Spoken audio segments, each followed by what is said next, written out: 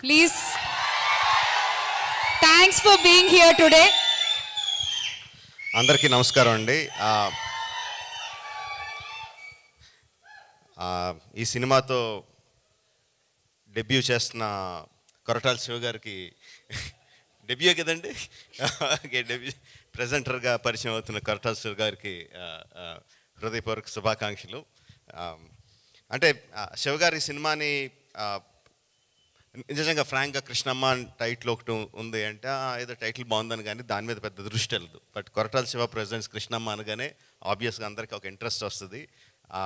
వచ్చిన అందరూ డైరెక్టర్ దగ్గర నుంచి, యాక్టర్స్ దగ్గర నుంచి, పనిచేసిన టెక్నీషియన్స్ దగ్గర నుంచి అందరూ శివగారికి థ్యాంక్స్ చెప్తున్నారంటే that is because of your support.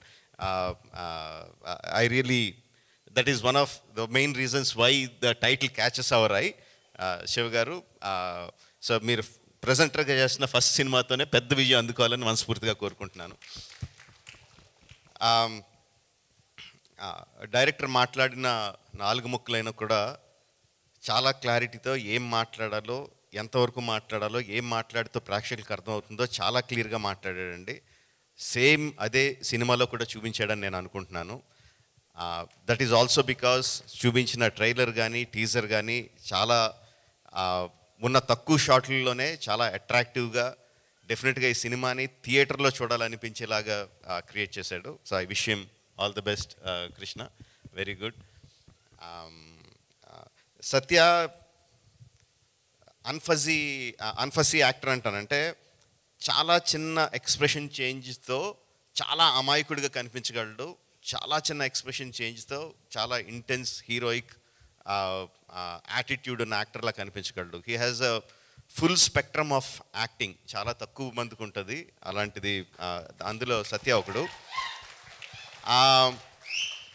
చాలామందికి ఎలా ఉంటుందంటే అండి, every one knows Satya is a good actor. ఇండస్ట్రీలో అందరికీ తెలుసు, ప్రేక్షకులకు తెలుసు. ప్రేక్షకులు అందరూ కూడా సత్య చాలా బాగా చేస్తాడు అన్న మంచి అభిప్రాయం ఉంటుంది. But there is one film అలాంటి యాక్టర్స్కి one film which will suddenly make them shoot up into stardom. I think Krishnamma will be that for Satya. All the best Krishna and Satya and all the team. Wish you all the best. Bhairava ఎక్కువ చెప్పకూడదు వాడి గురించి, but I'm very proud of him. వాడు first కథ వింటున్నప్పుడే చాలా సింపుల్గా మొత్తం కథ అంతా వినండి, అందులో మెయిన్ ఎమోషన్ ఏముంది, దానికి నేనేం మ్యూజిక్ చేయాలి అన్నది కథ విన్నప్పుడు దగ్గర నుంచి వాడి మైండ్లోకి వెళ్తూ ఉంటుంది.